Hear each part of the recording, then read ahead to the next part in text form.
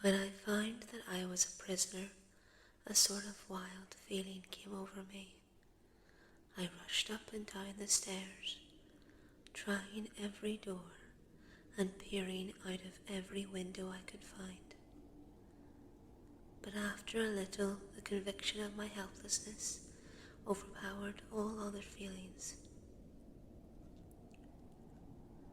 When I look back, after a few hours, I think I must have been mad for the time, for I behaved much as a rat does in a trap.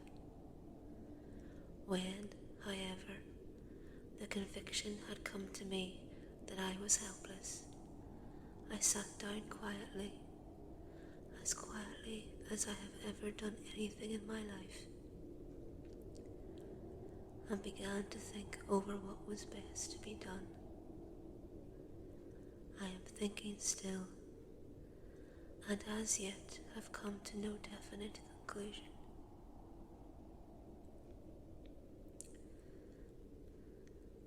Of one thing only am I certain, and it is no use making my ideas known to the Count. He knows well that I am imprisoned, and as he has done it himself, and has doubtless his own motives for it, he would only deceive me if I trust him fully with the facts. So far as I can see, my only plan will be to keep my knowledge and my fears to myself, and my eyes open. I am, I know, either being deceived like a baby by my own fears, or else I am in desperate straits, and if the latter be so, I need and shall need all my brains to get through. I had hardly come to this conclusion when I heard the great door below shut. I knew that the Count had returned. He did not come at once into the library, so I went cautiously to my own room and found him making the bed. This was odd, but only confirmed what I had all along thought, that there were no servants in the house. When later I saw him through the chink of the hinges of the door, laying the table in the dining room, I was assured of it. For if he does himself all these menial offices, surely it is proof that there is no one else to do them. This gave me a fright, for if there is no one else in the castle, it must have been the Count himself who was the driver of the coach that brought me here. This is a terrible thought, for if so, what does it mean that he could control the wolves as he did, by only holding up his hand in silence? How was it that all the people at Bistritz and on the coach had some terrible fear for me? What meant the giving of the crucifix, of the garlic, of the wild rose, of the mountain ash? Bless that good woman who hung the crucifix round my neck, for it is a comfort and a strength to me whenever I touch it. It is odd that a thing which I have been taught to regard with disfavour and as idolatrous should in time of loneliness and trouble be of help. It is that there is something in the essence of the thing itself, or that it is a medium, a tangible help in conveying memories of sympathy and comfort. Sometime, if it may be, I must examine this matter and try to make up my mind about it. In the meantime, I must find out all I can about Count Dracula, as it may help me to understand. Tonight he may talk of himself, if I turn the conversation that way. I must be very careful, however, not to awake his suspicion.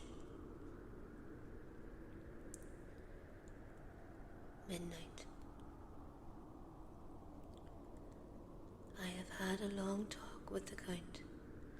I asked him a few questions on Transylvania history, and he warmed up to the subject wonderfully. In his speaking of things and people, and especially of battles, he spoke as if he had been present at them all. This he afterwards explained by saying that to a boyar, the pride of his house and name is his own pride, that their glory is his glory, that their fate is his fate. Whenever he spoke of his house, he always said we, and spoke almost in the plural, like a king speaking. I wish I could put down all he said exactly as he said it, for to me it was most fascinating. It seemed to have in it a whole history of the country. He grew excited as he spoke, and walked about the room, pulling his great white moustache and grasping anything on which he laid his hands, although he would crush it by main strength. One thing he said, which I shall put down as nearly as I can, for it tells in its way the story of his race. We Sekeis have a right to be proud, for in our veins flows the blood of many brave races who fought as the lion fights for lordship.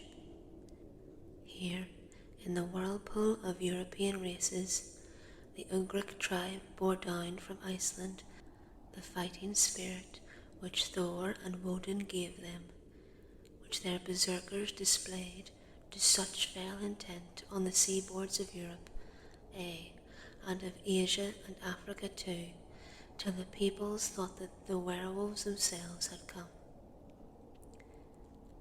Here, too, when they came, they found the Huns, whose warlike fury had swept the earth like a living flame, till the dying peoples held that in their veins ran the blood of those old witches, who, expelled from Scythia, had mated with the devils in the desert. Fools, fools! What devil or what witch was ever so great as Attila, whose blood is in these veins? He held up his arms. Is it a wonder that we were a conquering race, that we were proud, that when the Magyar, the Lombard, the Avar, the Bulgar, or the Turk poured his thousands on our frontiers, we drove them back? Is it strange that when Arpad and his legions swept through the Hungarian fatherland, he found us here when he reached the frontier? That the Honfoglalas was completed there, and when the Hungarian flood swept eastward, the Sekeis were claimed as kindred by the victorious Magyars, and to us for centuries was trusted with guarding of the frontier of Turkey land, and more than that, endless duty of the frontier guard, for, as the Turks say, water sleeps, an enemy is sleepless. Who more gladly than we, throughout the four nations, received the bloody sword, or at its warlike call flocked quicker to the standard of the king? When was redeemed that great shame of my nation, the shame of Kasova, when the flags of the Valak and the Magyar went down beneath the crescent? Who was it but one of my own race, who, as voivode, crossed the Danube and beat the Turk on his own ground? This was a Dracula indeed. Woe was it that his own unworthy brother, when he had fallen, sold his people to the Turk and brought the shame of slavery on them. Was it not this Dracula, indeed, who inspired that other of his race, who in a later age again and again brought his forces over the great river into Turkey land, who, when he was beaten back, came again and again and again. Though he had to come alone from the bloody field where his troops were being slaughtered, since he knew that he alone could ultimately triumph. They said that he thought only of himself. Bah! What good are peasants without a leader?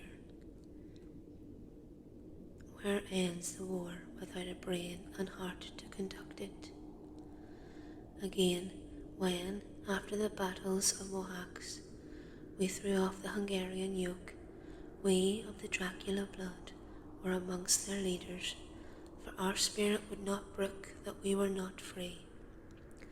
Ah, young sir, the Seques, and the Dracula as their heart's blood, their brains and their swords, can boast a record that mushroom growths like the Habsburgs and the Romanovs can never reach. The warlike days are over. Blood is too precious a thing in these days of dishonourable peace, and the glories of the great races are as a tale that is told. It was by this time close on morning, and we went to bed. Men, this diary seems horribly like the beginning of the Arabian Nights, for everything has to break off at cockcrow, or like the ghost of Hamlet's father. 12th of May. Let me begin with facts, bare, meagre facts, verified by books and figures, and of which there can be no doubt. I must not confuse them with experiences which will have to rest on my own observation or my memory of them. Last evening, when the Count came from his room, he began by asking me questions on legal matters and on the doing of certain kinds of business. I had spent the day wearily over books, and, simply to keep my mind occupied, went over some of the matters I had been examining at Lincoln's Inn. There was a certain method in the Count's inquiries, so I shall try to put them down in sequence. The knowledge may somehow or sometime be useful to me. First, he asked if a man in England might have 2 solicitors or more. I told him that he might have a dozen if he wished, but that it would not be wise to have more than one solicitor engaged in one transaction, as only one could act at a time, and that to change would be certain to militate against his interest. He seemed thoroughly to understand, and went on to ask if there would be any practical difficulty in having one man to attend, say, to banking, and another to look after shipping, in case local help were needed in a place far from the home of the banking solicitor. I asked him to explain more fully, so that I might not by any chance mislead him. So he said, I shall illustrate. Your friend and mine, Mr. Peter Hawkins, from under the shadow of your beautiful cathedral at Exeter, which is far from London, buys for me through your good self my place at London. Good. Now here let me say frankly, lest you should think it strange that I have sought the services of one so far off from London, instead of some one resident there, that my motive was that no local interest might be served, save my wish only. And as one of London residents might, perhaps, have some purpose of himself or friend to serve, I went thus afield to seek my agent, whose labours should be only to my interest. Now, suppose I, who have much of affairs, wish to ship goods, say, to Newcastle, or Durham, or Harwich, or Dover. Might it not be that it could be with more ease be done by consigning to one in these ports? I answered that certainly it would be most easy, but that we solicitors had a system of agency one for the other, so that local work could be done locally on instruction from any solicitor, so that the client, simply placing himself in the hands of one man, could have his wishes carried out by him without further trouble. But, said he, I could be at liberty to direct myself. Is it not so? Of course, I replied. Such is often done by men of business who do not like the whole of their affairs to be known by any one person. Good, he said, and then went on to ask about the means of making consignments and the forms to be gone through, and of all sorts of difficulties which might arise, but by forethought could be guarded against. I explained all these things to him to the best of my ability, and he certainly left me under the impression that he would have made a wonderful solicitor, for there was nothing that he did not think of or foresee. For a man who was never in the country, and he did not evidently do much in the way of business, his knowledge and acumen were wonderful. When he had satisfied himself on these points of which he had spoken, and I had verified all as well as I could by the books available, he suddenly stood up and said, Have you written since your first letter to our friend Mr. Peter Hawkins, or to any other? It was with some bitterness in my heart that I answered that I had not, that as yet I had not seen any opportunity of sending letters to anybody. Then write now, my young friend, he said, laying a heavy hand on my shoulder. Write to your friend and to any other, and say, if it will please you, that you shall stay with me until a month from now. Do you wish me to stay so long? I asked, for my heart grew cold at the thought. I desire it much. Nay, I will take no refusal. When your master, employer, what you will, engaged that someone should come on his behalf, it was understood that my needs were only to be consulted. I have not stinted. Is it not so? What could I do but bow acceptance? It was Mr. Hawkins' interest, not mine, and I had to think of him, not myself. And besides, while Count Dracula was speaking, there was that in his eyes and in his bearing which made me remember that I was a prisoner, and that if I wished it, I could have no choice. The Count saw his victory in my bow, and his mastery in the trouble of my face, for he began at once to use them, but in his own smooth, resistless way. I pray you, my good young friend, that you will not discourse of things other than business in your letters.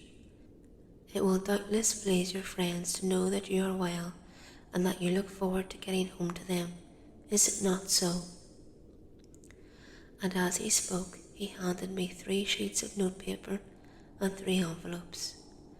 They were all of the thinnest foreign post, and looking at them, then at him, and noticing his quiet smile, with the sharp canine teeth lying over the red underlip, I understood as well as if he had spoken that I should be careful what I wrote, for he would be able to read it. So I determined to write only formal notes now, but to write fully to Mr. Hawkins in secret, and also to Mina, for to her I could write in shorthand, which would puzzle the Count if he did see it. When I had written my 2 letters, I sat quiet, reading a book, whilst the Count wrote several notes, referring as he wrote them to some books on his table. Then he took up my 2 and placed them with his own, and put by his writing materials, after which, the instant the door had closed behind him, I leaned over and looked at the letters, which were face down on the table. I felt no compunction in doing so, for under the circumstances I felt that I should protect myself in every way I could. One of the letters was directed to Samuel Elf Billington, number 7, The Crescent, Whitby. Another to Herr Lieutenant Varna.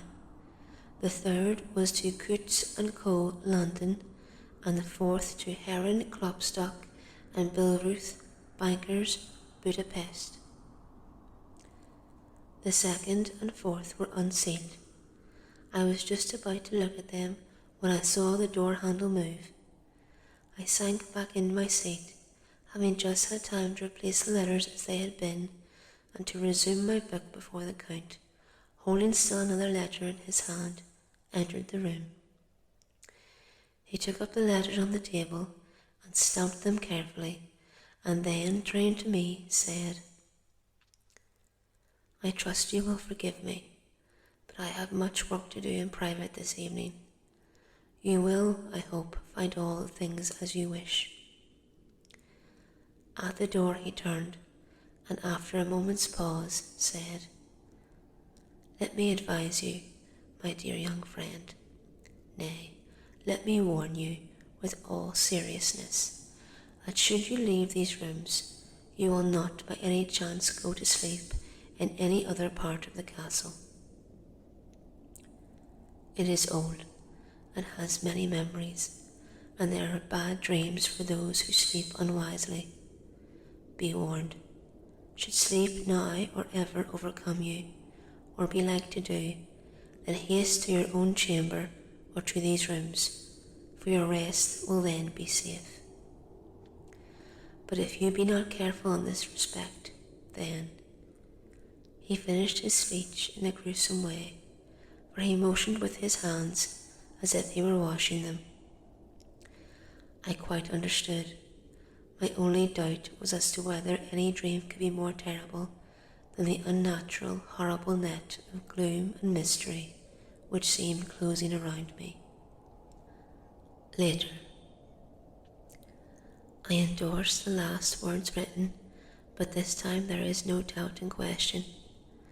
I shall not fear to sleep in any place where he is not. I have placed the crucifix over the head of my bed.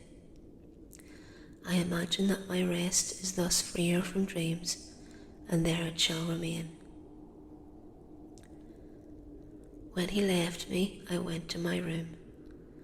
After a little while, not hearing any sound, I came out and went up the stone stair to where I could look out towards the south. There was some sense of freedom in the vast expanse, inaccessible though it was to me, as compared with the narrow darkness of the courtyard. Looking out on this, I felt that I was indeed in prison, and I seemed to want a breath of fresh air, though it were of the night. I am beginning to feel this nocturnal existence tell on me. It is destroying my nerve. I start at my own shadow, and am full of all sorts of horrible imaginings. God knows that there is ground for my terrible fear in this accursed place. I looked out over this beautiful expanse, bathed in soft yellow moonlight, till it was almost as light as day. In the soft light the distant hills became melted, and the shadows in the valleys and gorges of velvety blackness. The mere beauty seemed to cheer me. There was peace and comfort in every breath I drew.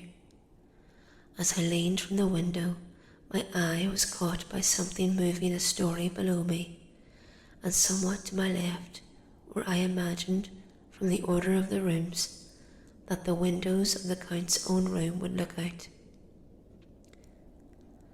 The window at which I stood was tall and deep, stone-mullioned, and though weather-worn, was still complete, but it was evidently many a day since the case had been there. I drew back behind the stonework and looked carefully out. What I saw was the Count's head coming out from the window. I did not see the face, but I knew the man by the neck and by the movement of his back and arms. In any case, I could not mistake the hands, which I had had so many opportunities of studying. I was at first interested and somewhat amused, for it is wonderful how small a matter will interest and amuse a man when he is a prisoner. but my very feelings changed to repulsion and terror when I saw the whole man slowly emerge from the window and begin to crawl down the castle wall over that dreadful abyss, face down, with his cloak spreading out around him like great wings. At first I could not believe my eyes. I thought it was some trick of the moonlight, some weird effect of shadow, but I kept looking, and it could be no delusion. I saw the fingers and toes grasp the corners of the stone, worn clear of the mortar by the stress of years, and by thus using every projection and inequality, moved downwards with considerable speed, just as a lizard moves along a wall. What manner of man is this? Or what manner of creature is it in the semblance of a man? I feel the dread of this horrible place overpowering me. I am in fear, in awful fear, and there is no escape for me. I am encompassed about with terrors that I dare not think of. 15th of May. Once more have I seen the Count go out in his lizard fashion. He moved downwards in a sidelong way, some 100 feet down, and a good deal to the left. He vanished into some hole or window. When his head had disappeared, I leaned out to try and see more, but without avail. The distance was too great to allow a proper angle of sight. I knew he had left the castle now, and thought to use the opportunity to explore more than I had dared to do as yet. I went back to the room, and taking a lamp, tried all the doors. They were all locked, as I had expected, and the locks were comparatively new, but I went down the stone stairs to the hall where I had entered originally. I found I could pull back the bolts easily enough and unhook the great chains, but the door was locked and the key was gone. That key must be in the Count's room. I must watch should his door be unlocked so that I may get it and escape. I went on to make a thorough examination of the various stairs and passages, and to try the doors that opened from them. One or two small rooms near the hall were open, but there was nothing to see in them except old furniture, dusty with age and moth-eaten. At last, however, I found one door at the top of the stairway which, though it seemed to be locked, gave a little under pressure. I tried it harder and found that it was not really locked, but that the resistance came from the fact that the hinges had fallen somewhat, and the heavy door rested on the floor. Here was an opportunity which I might not have again, so I exerted myself, and with many efforts forced it back so that I could enter. I was now in a wing of the castle, further to the right than the rooms I knew, and a story lower down.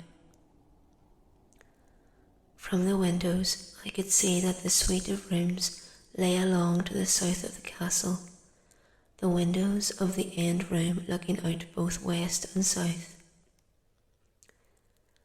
On the latter side, as well as to the former, there was a great precipice. The castle was built on the corner of a great rock, so that on 3 sides it was quite impregnable, and great windows were placed here where sling or bow or culverin could not reach, and consequently light and comfort, impossible to a position which had to be guarded or secured. To the west was a great valley, and then, rising far away, great, jagged mountain of fastnesses, rising peak on peak, the sheer rock studded with mountain ash and thorn, whose roots clung in cracks and crevices and crannies of the stone. This was evidently the portion of the castle occupied by the ladies in bygone days, for the furniture had more air of comfort than any I had seen. The windows were curtainless, and the yellow moonlight, flooding in through the diamond panes, enabled one to see even colours, whilst it softened the wealth of dust which lay over all, and disguised in some measure the ravages of time and the moth. My lamp seemed to be of little effect in the brilliant moonlight, but I was glad to have it with me, for there was a dread loneliness in the place which chilled my heart and made my nerves tremble. Still, it was better than living alone in the rooms which I had come to hate from the presence of the Count, and after trying a little to school my nerves, I found a soft quietude come over me. Here I am, sitting at a little oak table, where in old times possibly some fair lady sat to pen, with much thought and many blushes, her ill-spelt love letter, and writing in my diary in shorthand all that has happened since I closed it last. It is 19th century up to date with a vengeance, and yet, unless my senses deceive me, the old centuries had, and have, powers of their own, which mere modernity cannot kill. Later, the morning of 16th of May. God preserve my sanity, for to this I am reduced. Safety and the assurance of safety are things of the past. Whilst I live on here, there is but one thing to hope for, that I may not go mad, if, indeed, I be not mad already. If I be sane, then surely it is maddening to think that of all the foul things that lurk in this hateful place, the Count is the least dreadful to me. That to him alone I can look for safety, even though this be only whilst I can serve his purpose. Great God, merciful God, let me be calm, for out of that way lies madness indeed. I begin to get new lights on certain things which have puzzled me. Up to now I never quite knew what Shakespeare meant when he made Hamlet say, "My tablets, quick, my tablets. 'Tis meet that I put it down," etc. For now, feeling as though my own brain were unhinged, or as if the shock had come which must end in its undoing, I turned to my diary for repose. The habit of entering accurately must help to soothe me. The Count's mysterious warning frightened me at the time. It frightens me more now when I think of it, for in future he has a fearful hold upon me. I shall fear to doubt what he may say. When I had written in my diary, and had fortunately replaced the book and pen in my pocket, I felt sleepy. The Count's warning came into my mind, but I took a pleasure in disobeying it. The sense of sleep was upon me, and with it the obstinacy which sleep brings as outrider. The soft moonlight soothed, and the wide expanse without gave a sense of freedom which refreshed me. I determined not to return tonight to the gloom-haunted rooms, but to sleep here, where, of old, ladies had sat and sung and lived sweet lives, whilst their gentle breasts were sad for their menfolk, away in the mists of remorseless wars. I drew a great couch out of its place near the corner, so that as I lay, I could look at the lovely view to east and south, and unthinking of and uncaring for the dust, composed myself for sleep. I suppose I must have fallen asleep.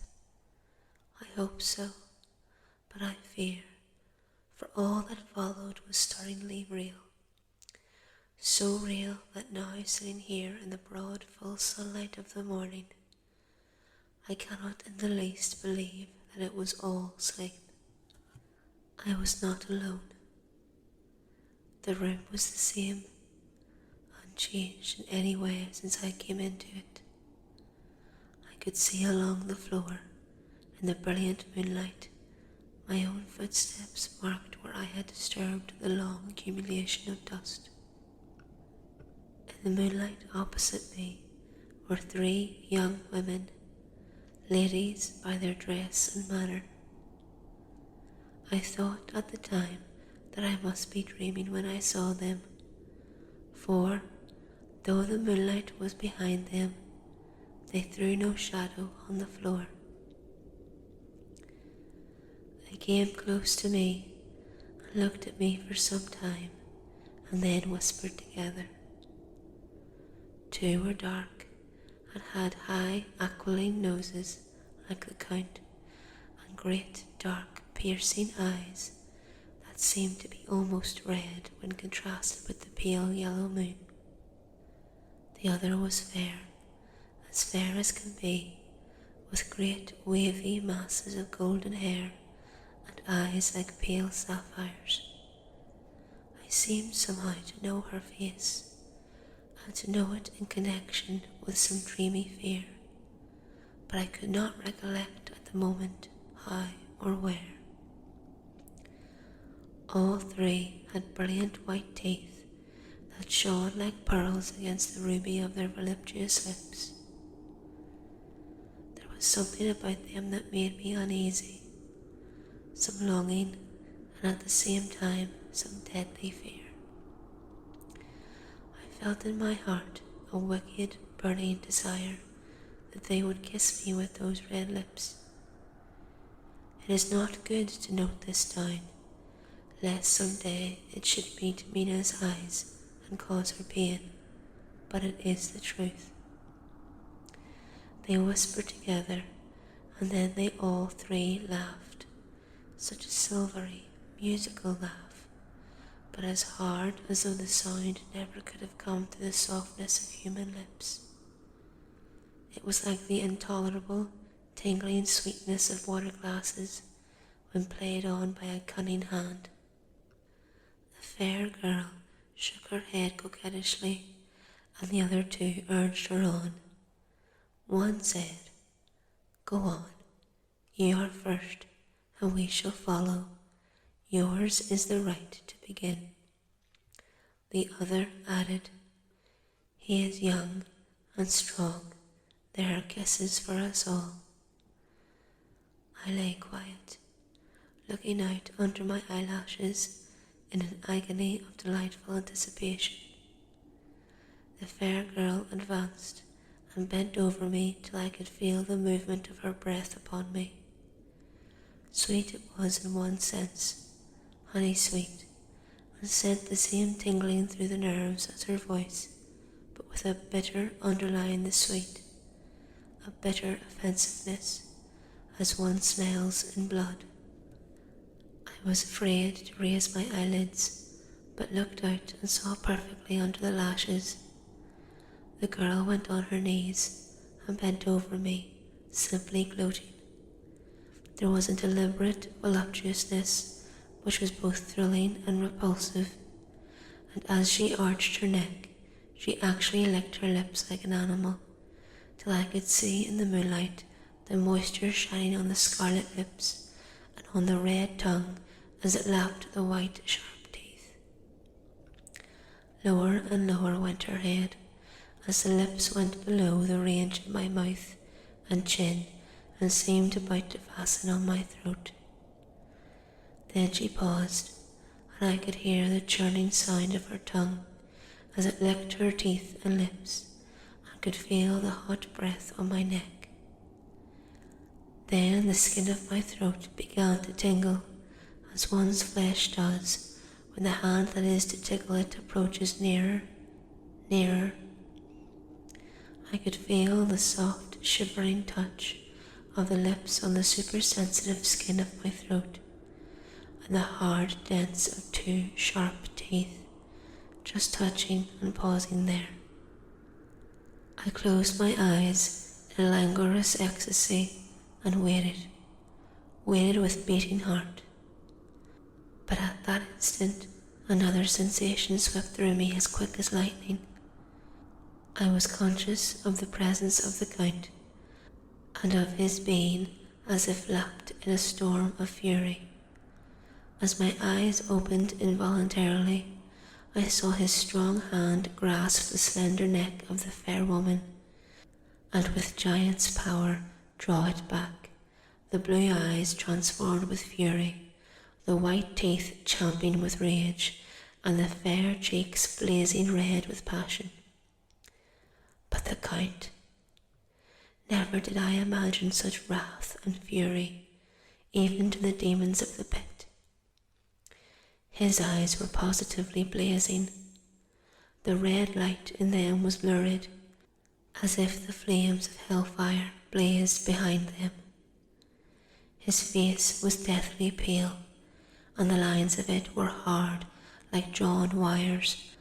The thick eyebrows that met over the nose now seemed like a heaving bar of white-hot metal. With a fierce sweep of his arm, he hurled the woman from him and then motioned to the others, as though he were beating them back. It was the same imperious gesture that I had seen used to the wolves. In a voice which, though low and almost in a whisper, seemed to cut through the air and then ring round the room, he said, "How dare you touch him, any of you? How dare you cast eyes on him when I had forbidden it? Back, I tell you all. This man belongs to me. Beware how you meddle with him, or you'll have to deal with me." The fair girl, with a laugh of ribald coquetry, turned to answer him. "You yourself never loved, you never love." On this the other women joined, and such a mirthless, hard, soulless laughter rang through the room that it almost made me faint to hear. It seemed like the pleasure of fiends. Then the Count turned, after looking at my face attentively, and said in a soft whisper, "Yes, I too can love. You yourselves can tell it from the past. Is it not so? Well, now I promise you that when I am done with him, you shall kiss him at your will. Now go, go. I must awaken him, for there is work to be done." "Are we to have nothing tonight?" said one of them with a low laugh, as she pointed to the bag which he had thrown upon the floor, and which moved as though there was some living thing within it. For answer he nodded his head. One of the women jumped forward and opened it.